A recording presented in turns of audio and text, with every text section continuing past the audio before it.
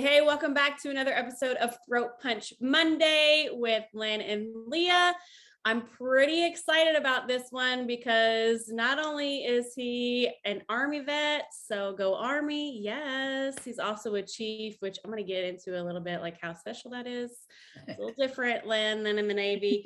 But to introduce Chief Bauman, we're going to actually show you this really cool video because he's kind of highfalutin, and we're thrilled to have him on the show. So hang tight to this really very cool intro. It's going to tell you a little bit about Chief, and then we're going to get into his story and what he's doing for our veterans now. Give me just one sec. I'm going to try this again. Maybe if I hit play first. You know, every story has a beginning. And obviously my story began on 9/11. At that time, I worked at JP1, the National Guard Bureau. And in that morning, I was the ranking officer there, the CW2, waiting for my boss to come in. We had just watched the planes hit the Twin Towers. My boss came in, me and another E6, left JP1 and headed to walk over to our swing space there at the Pentagon. After I was called back to the building after my initial rescue efforts, I called a good friend of mine who was actually in the Air Force, and I was asking him, how can we track those cell phones? And so we came up with an idea of using a spectrum analyzer. But actually the next day on the 9/12, we went back down to the Pentagon, and we actually got into the site, and then we started working our way around the Pentagon, picking up cell phone pings. And when we would pick up a ping, Bob would stay outside the building, and I would enter the building and retrieve the cell phone, see if it was attached to somebody that was injured or hurt or needed help. Unfortunately, everybody that we had found had deceased. You know, that had a really profound effect on me.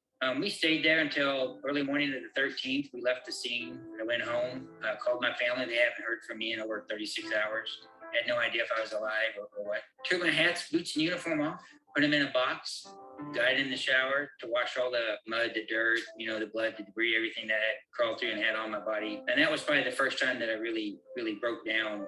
Put my uniform in the wash and got up the next day and didn't talk about it. Which ultimately, a year later, in 2002, is when I attempted suicide at my brother's house in Kansas City. And as I went out and told my story at Hope Moore and interacted with soldiers, family members, I really became the mental health warrior that I am now today, where I let people know that it's okay not to be okay.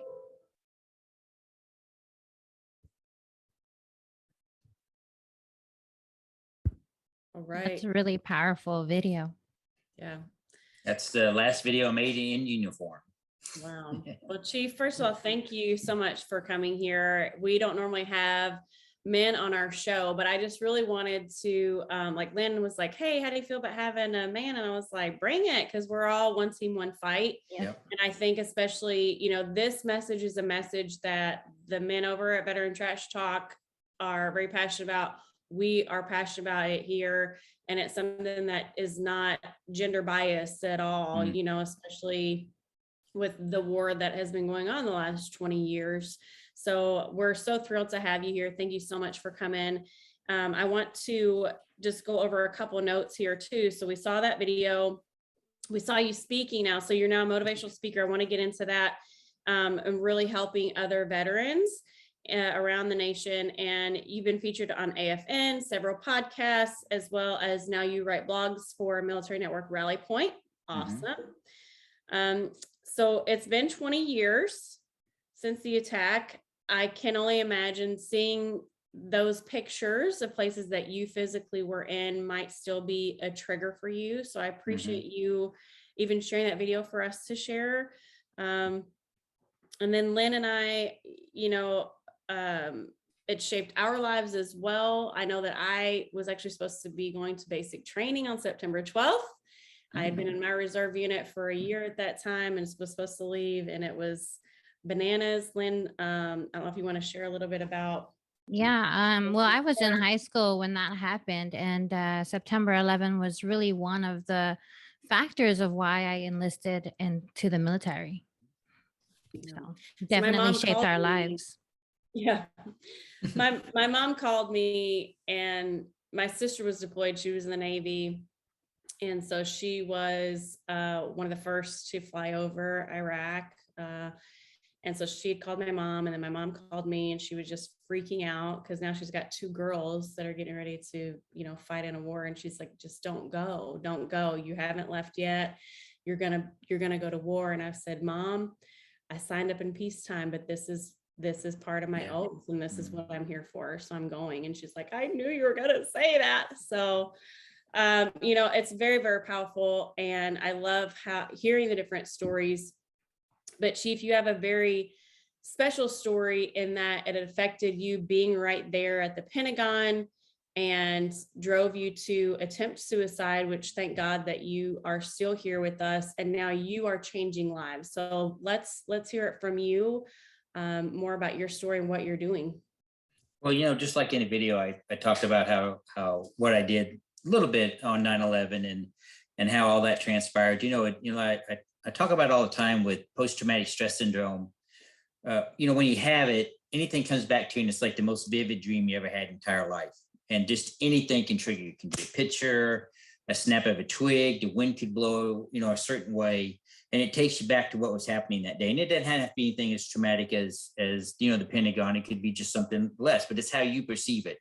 And I think a lot of times people forget about that. It's well, it didn't bother me, then it shouldn't be bothering you. And I think we have to get away from that mindset. It's how that person or that individual, how it affected them.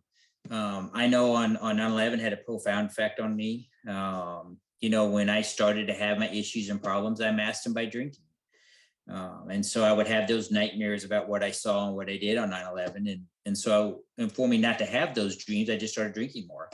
And then when I was command directed to go to counseling, now back in 2002, the military was completely different. And had I not had leaders support me, I would have been chaptered out of the military. It's just that simple. They would have put you on medical orders for 60 days. You'd been evaluated, and they would have kicked you out. Yeah. I was lucky that I had leaders that supported me. But when I went, because command directed into counseling, I just lied to my counselors to get that stamp of approval to say I was fit for duty and I didn't no longer need to go to counseling, which is the wrong thing to do. And so when I was home on the December 20th, I don't know what truly was a trigger that night. I was at home at my brother's house in Kansas City. I was drinking, had an overwhelming sense of guilt come over me, but also I was tired. And people ask me all the time, and I'm honest about it. What were you thinking at that moment, at that time, that you no longer wanted to live? And it's a combination of things. For me to go from where I was at A all the way to Z and as close to completing as you can get without completing was a process. And so what I tell them is I was tired because my family was constantly asking me, hey, what are you going through? What's going on? And I didn't understand it to tell them what was going on myself. And that made them very more worrisome. And then I had the stress of work, because most of the time I'm a happy-go-lucky guy, country boy from Missouri. But, my attitude changed at work because I was tired from drinking all night. So I would pass out. And then obviously that has its own ramifications. And then just the guilt of not finding anybody alive. And, a lot of psychiatrists will tell you that becomes a coupling effect. And when all the pieces magically fit in together, that's when they know that suicide attempts occur.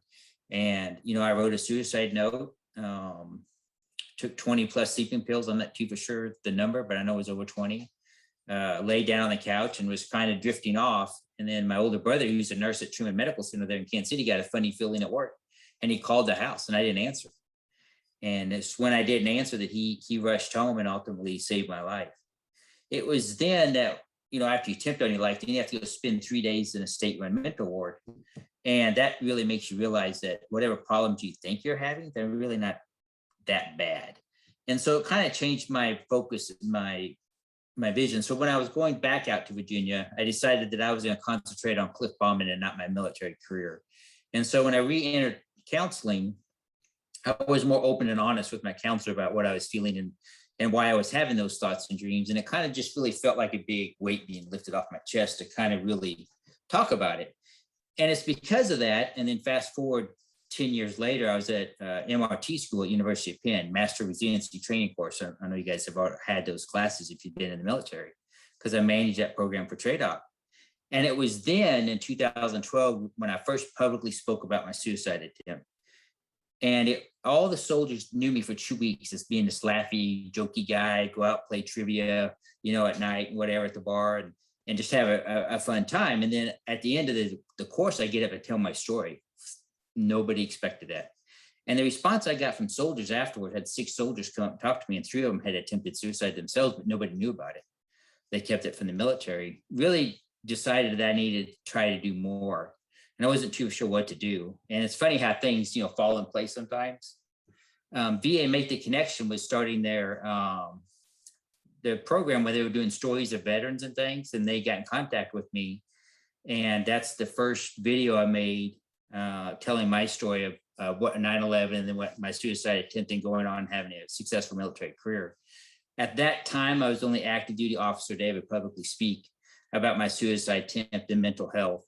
And you know what? I just kept going with it, and that's where we are here today. One thing I tell soldiers and anybody who will listen to me, it's okay not to be okay. We all can have good days. We have bad days. But if you do the right thing and you open up, especially in the military, you can go on to have a successful career. I mean, I was in the military for 34 years. That's a long time. So. Wow. And that's so powerful.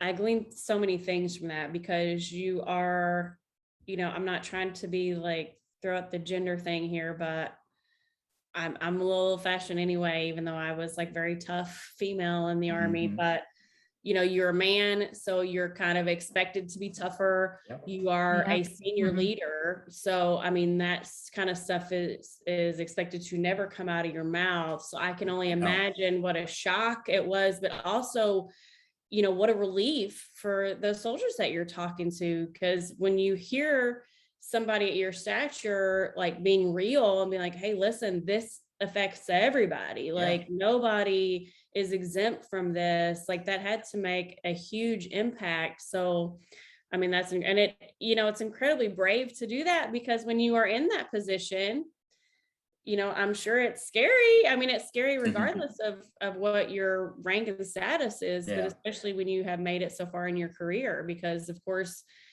there's always that doom and gloom of like, is this going to affect my career? But I love what you said, that you're going to focus on yourself and not your career. And that's when you really started impacting other people. So that, and I think when I made that decision to focus on myself, and as my career moved forward, were there always good leaders I had that supported what I did? Absolutely. Were there bad leaders that didn't support what I did? Absolutely. But you get that anywhere in life, whether you're in the military or in the civilian world or whatever. You got good leaders, bad leaders. I've had it, when I went and made the video for VA Make the Connection, my leader didn't support me. So I had to take leave and pay for my own way to travel to Washington, D.C. to make the video. But I thought it was that important to go and do. So it really didn't matter. You get as many years as I get. Get some point, what are they going to do to me really? But make me retire. So, okay, So I have a question. Where does that strength come from to be able to go on and move on from your own demons, still dealing with your own demons, but helping other soldiers and other people as well? I believe I survived for a reason. And, I think I go out and do what I do to help others. And, I say this all the time in a documentary that the Able Channel filmed on me. It's going to be released next year. One of the things I say if I can just save one person from not going down the path, then a little bit of heartache and stress and mental fatigue it gives to me, then it was well worth it, because I know what that path looks like, and I don't want anybody to go back down it. And it's just the feedback I get from people when I go out and do speaking events. They come up and talk to me afterwards, and that really gives me the strength to keep going, that I'm doing the right thing.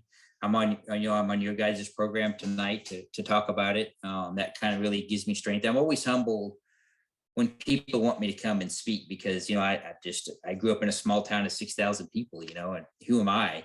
I'm just trying to do some good, make some good out of a bad situation. So. Well, and that's who our heroes are. That's who, it's everyday people and you don't have to wear the uniform, but that's who our heroes are, that are come from that dark place and are willing to put others before themselves. But you have to still work on yourself in order to get to that place. Like, I'd love, Chief, for us to can we dispel maybe some untruths about people that might have suicidal thoughts and feelings. Like, something I always heard growing up was like, well, they're the most selfish people ever. And I mean, obviously I know that is untrue, right? Yeah. But like, from your perspective, is there anything like that that you can address and like, let's squash it and understand these are kind of the thought I process? think even before you get to the point where somebody wants to attempt suicide, I think we have to get rid of the stigma associated with going and getting mental health Mhm. help. I know that I grew up on a farm, so my dad never talked about his problems. We never talked about our problem. I never saw my dad cry, and he died at 74.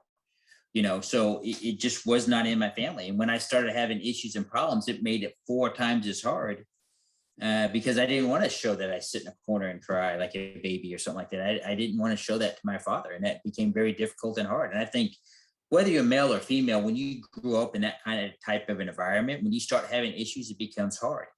And I tell people all the time, don't be like Cliff Bauman and don't ask for help. I mean, it's so easy to ask for help, but yet so hard to do when you're in that moment, in that time.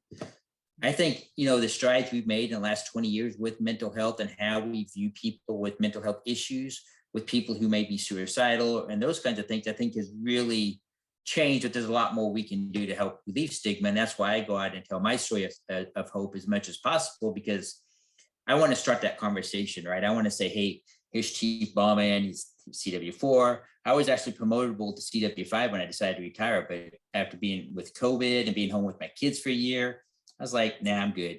I'd done all I need to do. I didn't need to do anything else.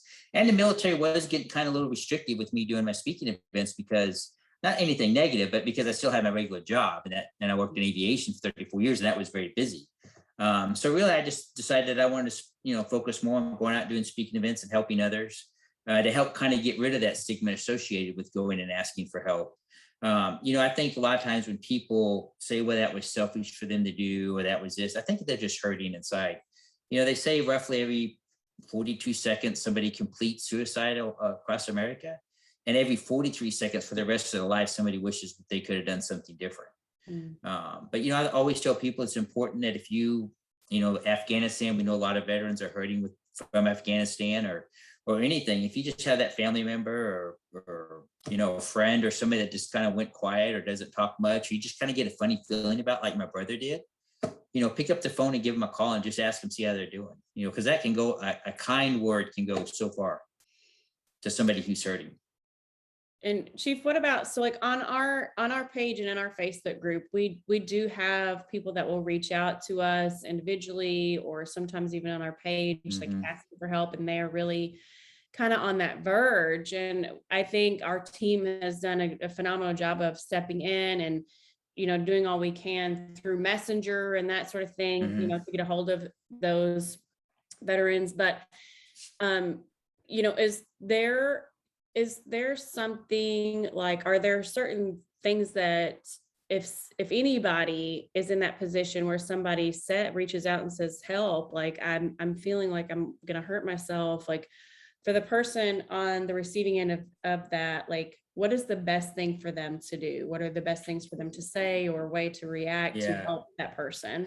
There's never going to be a right way to react, right? Because you don't know how you're going to react until you're in that situation. And I've been in that situation where I get the call 11 o'clock at night and somebody says, hey, get on Facebook now. And, buddy, I went to, knew him since high school, was sitting in the parking lot, with a gun to his head. Nobody could get a hold of him. And thank God he knew what I did, in speaking. I was able to get a hold of him and talk to him out of that truck. But I think really, when I made that initial phone call and he picked up, don't be judgmental. Don't immediately jump on them and try to help. The more relaxed you are, I think the more relaxed they'll become.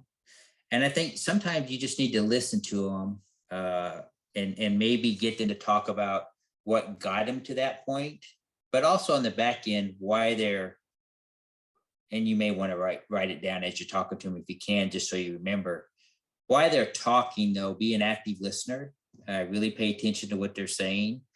And really just try to get them, convince them to go and get help or call or try to find out their location if you don't know their location, to try and go and get them help.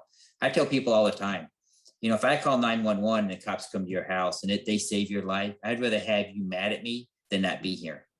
And that's sometimes I think a lot of people are that hesitant to make that call because of that. But if somebody is truly going to hurt themselves and go down that path, I think it's very important to try to give them the help. And sometimes calling 911 is the quickest way to get them the help they need, just to stop it and then help them afterwards to go on and get help if they still talk to you. But most of the time, that anger kind of goes away after they get help. Is that where you think most of it stems from, is anger? A lot of There's a combination of things. I mean, there's so here's the thing, and I talk about this a lot. So in the military, we have Suicide Awareness Month this September. We're having Suicide Awareness Month. The military wants to do one thing and fix it, right? So we're going to do ACE training and it's going to fix suicide and go away, right? The problem with that is that you can have generalities on why somebody gets to the point that they get to. The problem is that's personal to them individually. And so that's the problem that you can't get to. I tell people all the time that, once I made that decision that I didn't want to live no more, nobody was going to stop me.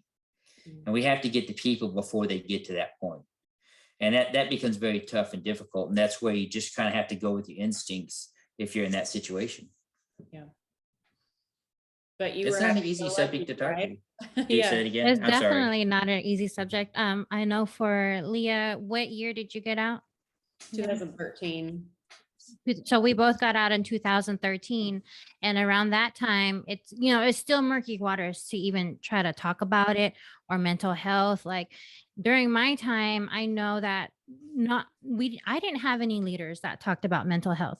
So for those of us who did suffer from it, and those of us who have PTSD and are still active duty, or even just getting out as veterans, how do you find that strength in yourself to say, hey, let me go ahead and get that help because I am at this verge? Like, especially if you're just spiraling down, how do you get that strength, and how do you get rid of that stigma?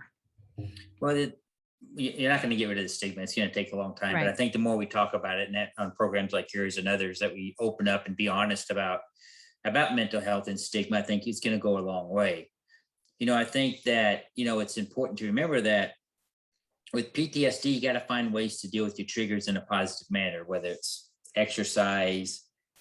To me, it's speaking about what I went through. That's therapeutic for me, but that can be mentally draining on me. So I have to be careful. If I do too much, I've done a lot in the past week, 2 weeks, actually. I've been to California, I've been to Nebraska, I've been to Iowa. I was on Korean TV last night. Now I'm doing your guys' program tonight. But I think it's very important to do that message. But when I get too tired, or when I start feeling that weight coming down on me, I take a break, I step back, and actually I'm taking next week off and not really doing anything. But I think it's finding those positive ways to deal with it. And I think that's the tough part with PTSD, right? Because it's hard. Yes. Because it can pop up, like 9/11's a trigger for me. October 3rd, saw a boat accident on the Chesapeake Bay. I dove in the water. I saved 3 out of 4 fishermen. I received a soldier's medal for that. Wow. That date's a trigger for me, because I felt guilty because I didn't save everybody, because the one gentleman passed away, even though 3 people went home that day that wouldn't have had I not been there. And so it's so easy to focus on the negative, right? It's so easy to focus on the negative. We just got to kind of start focusing on the positive. But I say really go out there, and if you're not in a good way, and go ahead and ask for help, or talk to a buddy, a friend, and just try to find positive ways to deal with that negative situation. And there's many techniques that therapists use nowadays to do that. And I tell the person all the time is, for one, you have to trust your therapist, right? Because if you don't trust them, you're not going to open up to them. So you have to build that relationship. And if it's not there, it's okay to ask for somebody else. A lot of people don't think that. They think, oh, I'm stuck with this person. You don't have to be stuck with that person. If you're active duty military or a veteran or whatever, if you can't have that relationship with them, then you need to go find somebody else. If there's somebody that has, trauma, where it's trauma like mine, or sexual trauma or something like that, if you have a certain race or gender of a therapist, that may be a trigger for you, and you have to go find somebody else that isn't, and that's okay. You have to find out what's best for you. And, and you're the only one that knows what's best for you, right? I don't know what's best for you, Len or Leah. I don't know what's best for you guys, but you know what's best for you. And that's what you have to do. Right. And that's one of our ongoing themes on this show, is to be your own advocate for yourself. Mhm. And that's one of the hardest things, especially for somebody who came in as enlisted, because we're so used to people telling us what to do, where to go, Mhm. or how to feel, how to think. Or some people might just be too scared to speak up for themselves, but finding that voice within you is definitely very important. And that's why we have the show, Leah and I, is that Mhm. so that we can have those voices come onto our show, and people like you and other people who have been on our show in the past, someone out there is going to relate, someone out there is going to resonate with your story. And not everybody's story is the same, but something out there is going to help even that one person. Yeah. Mhm. Well, and And I Oh, go yeah, go ahead. ahead. Go No, I ahead. was just gonna say, yeah, it's funny. So you think about all the different social media platforms, right? Instagram, Snapchat, TikTok, all that. And everybody's got all these little stories that they tell about each other, right? And so that's how we communicate nowadays. And I think the more that we realize that and more that we embrace it, people from when you're older like I am, I'm barely 21 now. We kind of shun social media. And one of the things I talk about in my speaking event is, yeah, social media can be, bad with bullying and other stuff that goes on with it with kids and can happen with the grownups. But also it can be a good thing. Social media can be done for a good thing. And that's why shows like yours and the other shows are very important, because this is what people do nowadays to be entertained, to watch things, to learn things. And I think we just need to understand that and embrace it. And I think sometimes social media gets a bad rep when it shouldn't. That's That's true. just my 2 cents. It does. It's kind of a two-edged Mhm. sword, I think, because you do have those keyboard warriors that would never say the things to your face that they Yes. say Yeah. on social Mhm. media, which, and those things can be very damaging, especially if you're not in a good place and you Yeah. don't pour into yourself. And that's something that I've had to work on, where I'm like, Yeah, you just gotta learn to ignore. With what I go out and talk with you would think that why would anybody say any terrible things about what I do? But you'd be surprised at the amount of hate mail and emails that I get. And it's just I don't understand it, but people lash out and that's fine. Haters are gonna hate. You can't change them, but I hope they go get the help they need. But they're not going to stop me with what I'm doing. It's like I tell my son all the time, because I got a 17-year-old and a 7-year-old, so I have to understand how they communicate nowadays and understand bullying on cyberbullying. And I tell my oldest son all the time, I said, they're just words. I said, you may feel pain and you may feel people talk. I think for girls, it's a lot harder than for boys. I think boys, it bothers them for a little bit and then they move on. Some boys, You're my very son's been, emotional creatures. well, I tell you what, I was in Iowa last week. Actually a couple days ago, doing a speaking event, and a lady came up to talk to me, and her daughter, who's 14, had attempted twice over cyberbullying, and just kids at school Mhm. making up stupid stuff. And it really impacted her life, and then as a parent, how do you deal with that? Because you can't stop the internet. You Right. can't, Mhm. so you have to teach your child that it's only words and it'll pass. Now there's things as parents you can do. You can contact the school and you can get more involved a little bit there, but you really just got to teach your kids that, the words can't hit you. It may seem like it. It's really very real to them. It's not real to me because I didn't grow up with Facebook and cell phones, and thank God, because I probably wouldn't have been in the military as long as I was. But so it's very important, and I think that just having that real conversation, just like we are today, talking about PTSD and mental health and other things, it just becomes more important to get it in the open and get it out there. And I one of my sections, like I said, I talk about social media and bullying and stuff, and I tell parents, I said, we're all very busy. I said it's important to take time and pay attention to what your children are doing online, Yeah. and protect them and talk to them about it. Sometimes my child could be the bully. Like one time he was the bully. He was Yeah. on a group chat and I told him, listen, how many people on your group chat? Okay, we're going to drive to each one of their houses and you're going to say exactly what you said on the text to their face and to their parents. And he goes, no, mom, no, please. I said, okay, if you cannot say it to their face or to their parents' face, then do not put it out there online, because sometimes you got to tell your kid not to be the bully, Right. so And that's a good life goes lesson, both right? way. Mm-hmm. He learned that life lesson. One Yeah, thing with my he oldest did. son, I do spot checks on his phone, and I've only done it a couple Yeah. of times, but I'll walk up and say, give me your phone.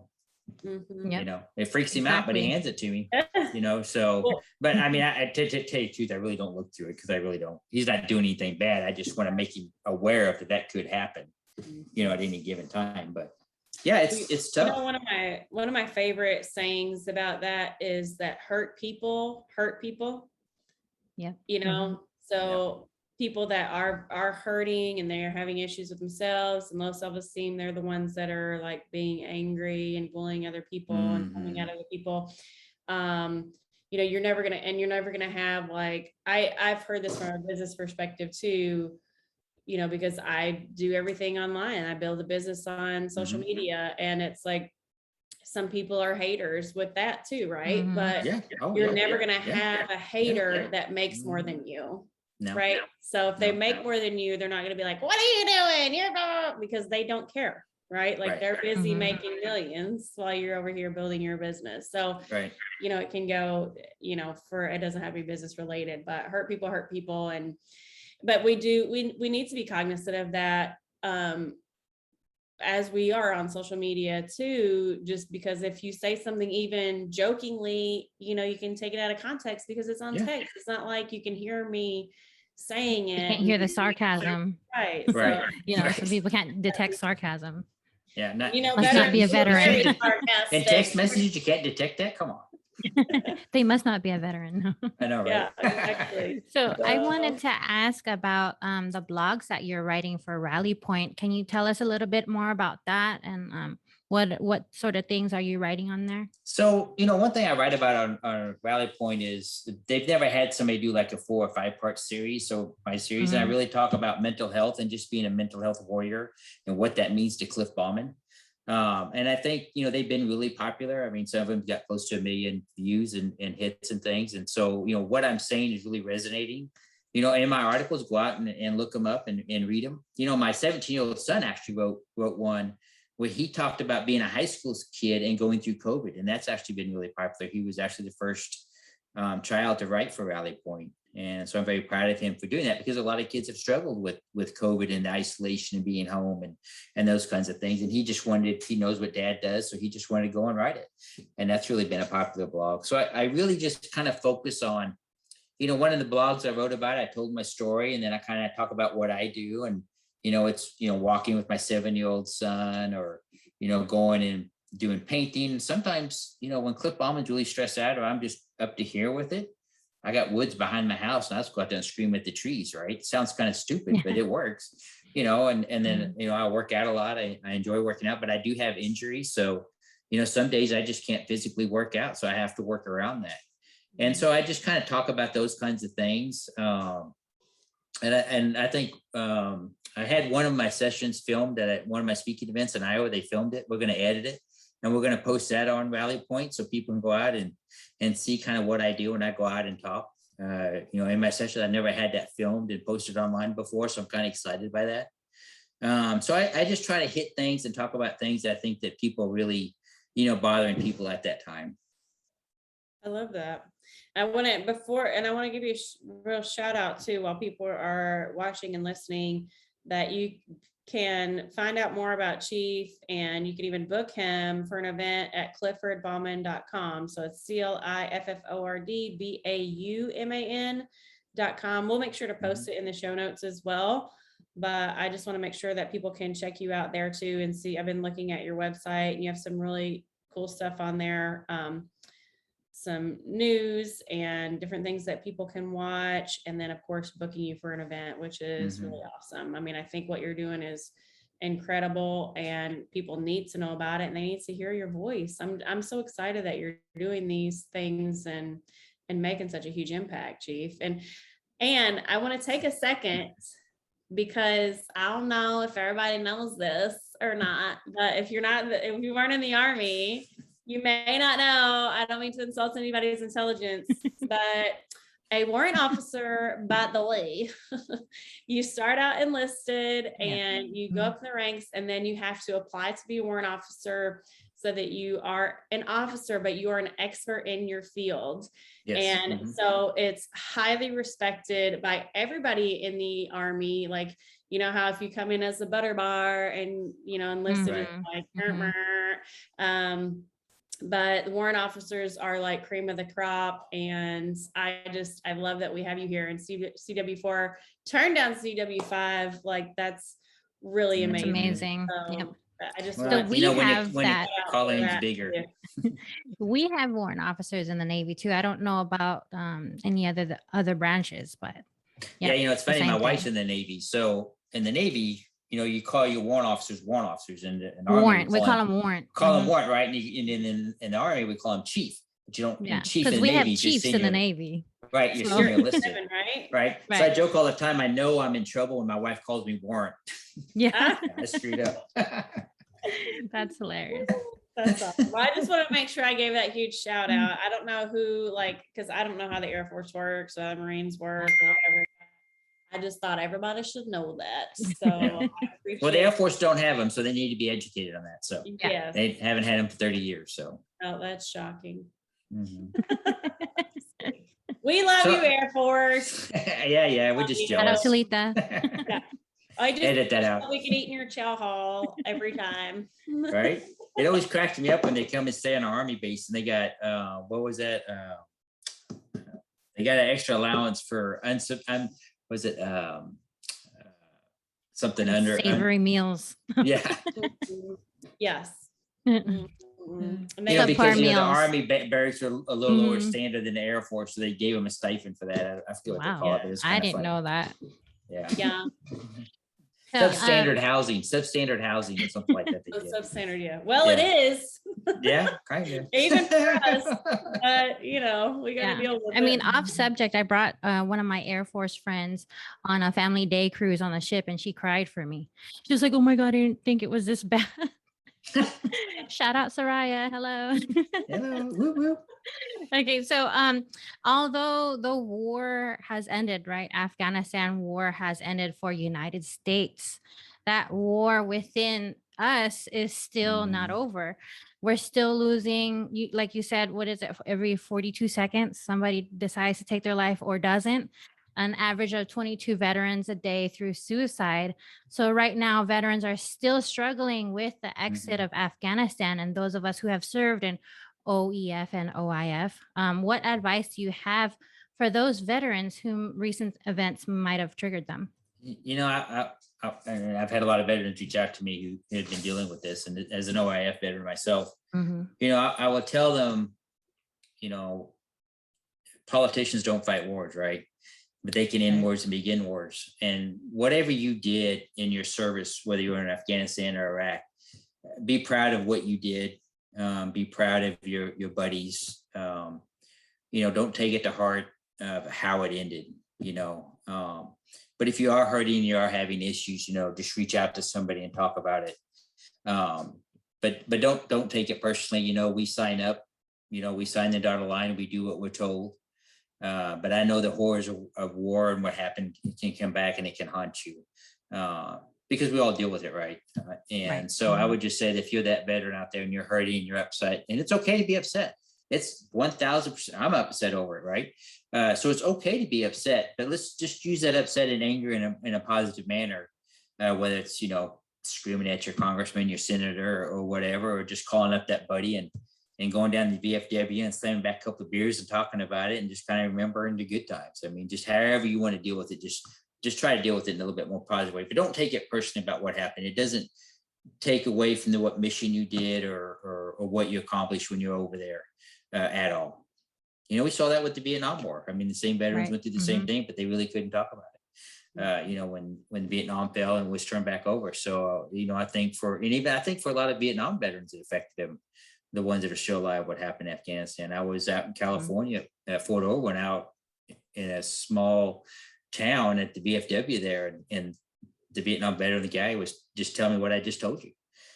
You know, so it did affect him, brought back a lot of memories about what happened to him when he was over there. So it's just a big issue. You know, just pick up the phone and talk with somebody about it, and just realize that it's okay and it's absolutely normal to have those thoughts and feelings. And shout out Fort Irwin. That's where I met my husband. So. Oh, is it? Hey, I liked it There out there. It was wasn't a great. lot to do. No, Bunch of it's not a shout lot outs to today. do. It's funny because I like to run, right? That's one of the things I do to kind of help, you know, reset my batteries. Yeah. And so I always post, you know, I go out and run, and then in my speaking, man, I talk about I like to run and always have a blip of the pattern I ran around the city or the town wherever I'm at. And it's funny because at Fort Irwin, it was like brown, like, because you're desert. I mean, that's desert. And I'd never been out there before. I didn't realize how desert it was. And so I leave my hotel, I went on a 4-mile run, and I got about 2 miles into it. and my mouth was all dry, and I couldn't take it. No, I had to sneak into a hotel and steal water to go out and finish my 2-mile run. To run back. I hadn't been in the desert since 08, 06, 08. Listen, So yeah, it's bad. I showed up there and I was like, and it's hot. So when there's not even so from the base to the closest town is Nothing. 30 miles. Well, where Yeah, is it at? nothing. What There's state? nothing it's California. in California. Oh, okay. It's in the middle So of you actually California in the drive through desert. Death Valley Okay. to get to it. Right. Yeah.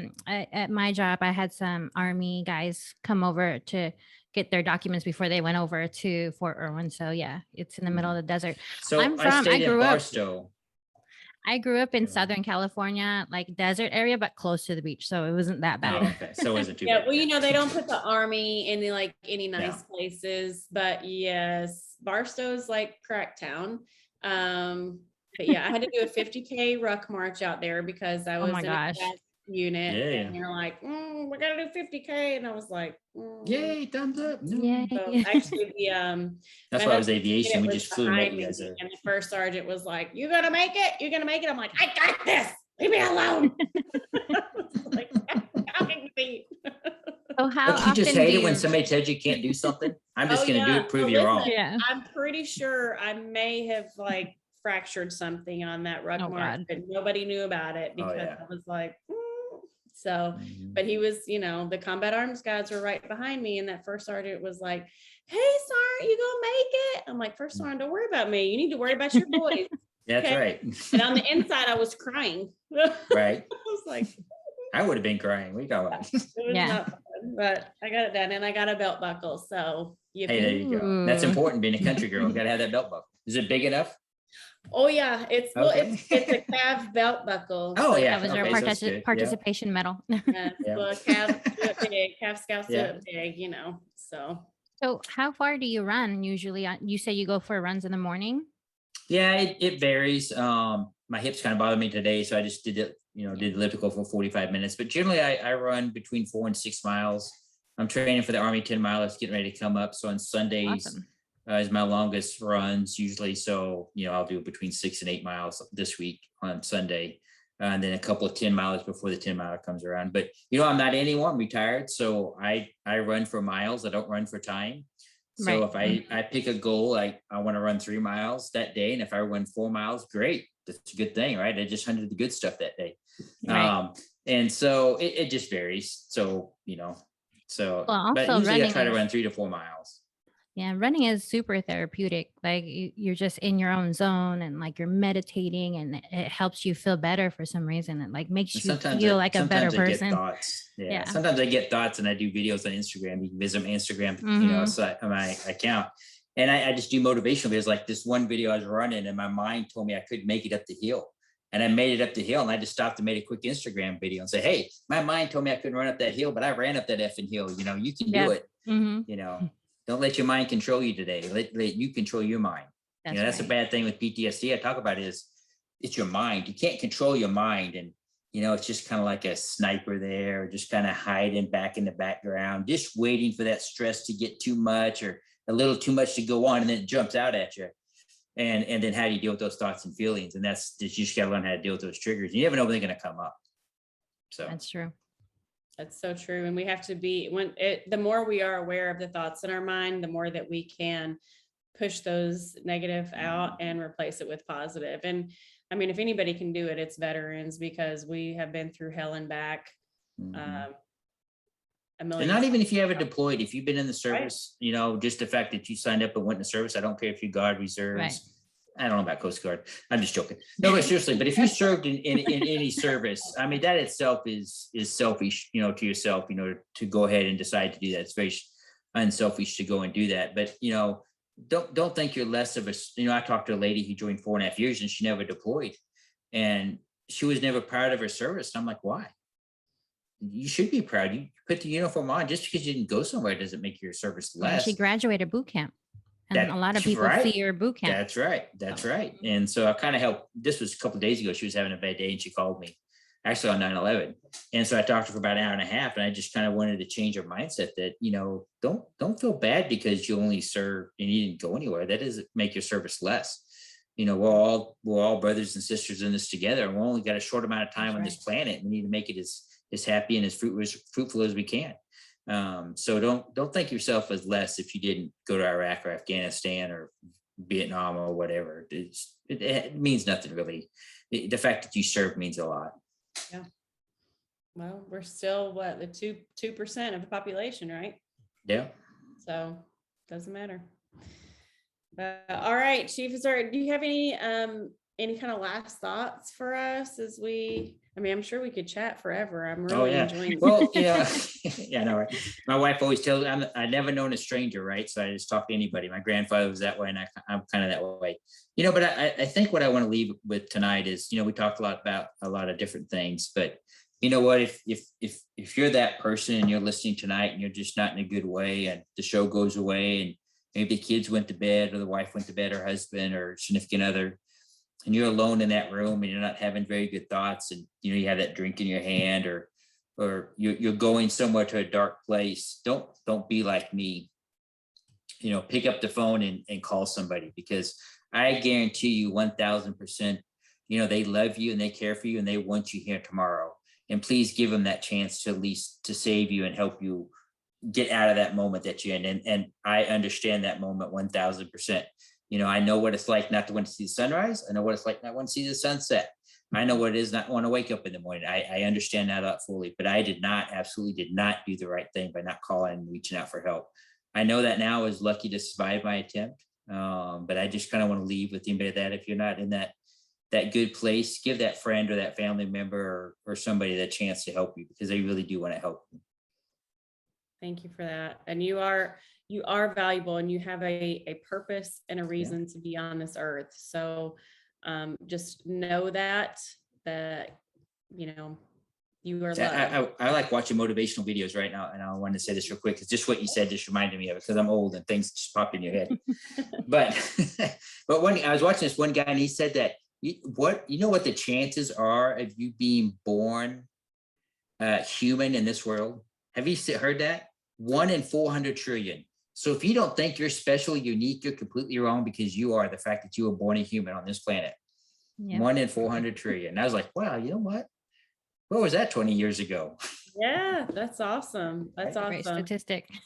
And for, if anybody doesn't have that support or anything, come hang out with us over on Veteran Trash Talk. We've got a Facebook group and a page. The Zuck keeps trying to shut us down, but we are always staying strong and always coming back together. And that is our main mission, is making. And I'm going to go out and join you guys afterwards. My Facebook page got hacked, and so I'm currently in the process of rebuilding it. I guess it got hacked. It just disappeared one day. But anyway, so it'll be back up. And so when we get done here, it happens. Instagram's the worst. Absolutely the worst. I'd almost quit doing Instagram if it wasn't for the fact that, my followers are important to me. But and then I had a fake account, and I emailed Instagram and went through that whole process, and they deleted my real account, kept the fake account. And once it deleted, it's gone.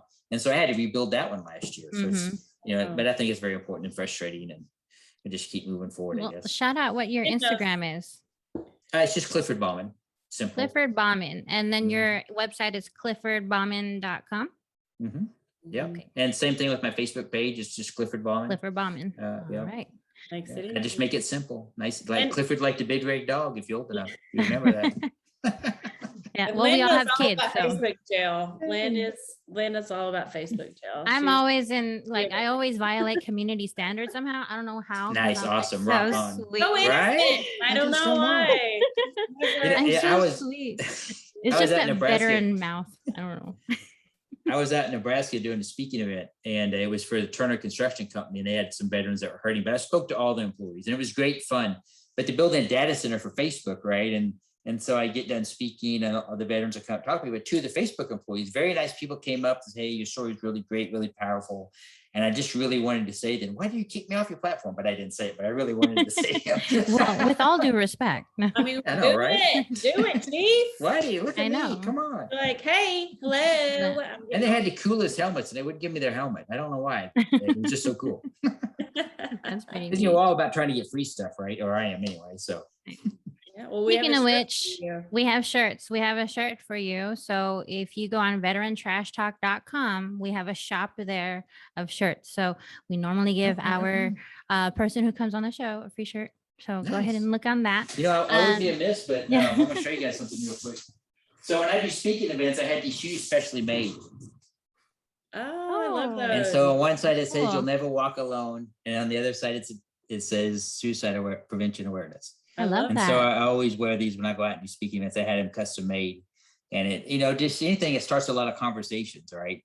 Like this guy's a lot of Yeah, fun that's because look at these amazing. funky green and purple shoes he wears. Of course, my wife was petrified I was going to wear them, but I like them. I love those. I would wear those. I'd rock them all the time. Yeah. They kind of look blue and green, like Seattle Seahawks colors. You know, it's football season now. Well, you know, being a Chiefs fan, I'm going to let that slide. But Go, I was gonna say I'm not a Seahawks fan. I love Mahomes. I play fantasy, but either way.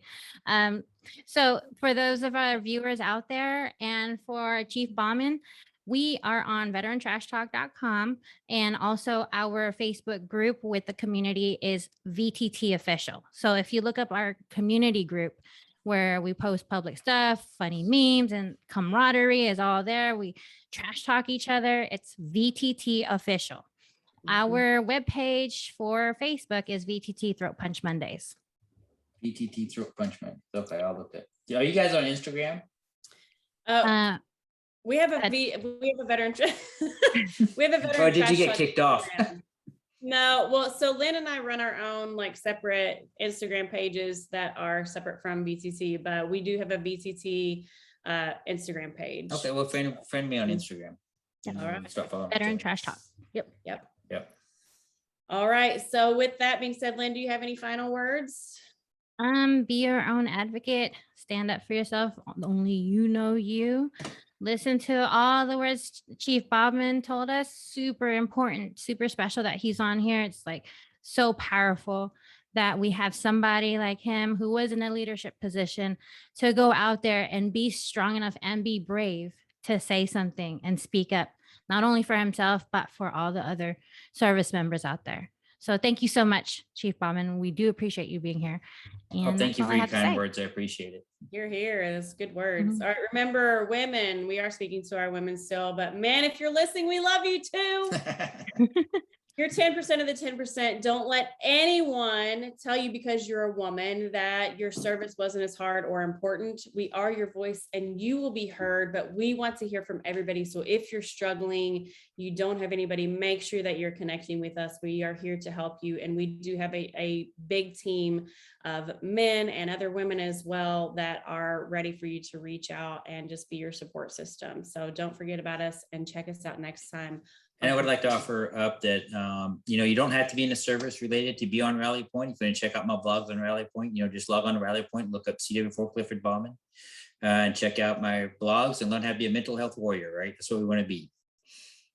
There you go. Absolutely. Awesome. Mental health is important to everybody. I feel like everybody should be seeing a counselor because we all have issues regardless of whether we're in the military or not. Hello, I have like a lot. So, but I'm perfectly normal. I mean, that's Perfect. but I'm by myself in the room right now, so I can say that, right? Because my wife used to be like, but that okay. Well, right? I can't say the same for myself. I'm not normal, but I embrace it. I'm good with it. So, But that's what makes us unique, right? We all can't be normal because that'd be boring, right? We all can't right. be gray. Mhm. So we have to be green or purple. we're not here to be like anybody else but ourselves, and that's why we have a special purpose on this planet, and you have to step into that purpose and that passion. That's right. And that's why we love you. So That's right. thank you again, Chief. Thank you, Lynn. Thanks for a lot. being Appreciate on. it. We appreciate it. This was such an excellent show, and I look forward to connecting with you more. Absolutely. Yep. Take care. All right, guys. Bye.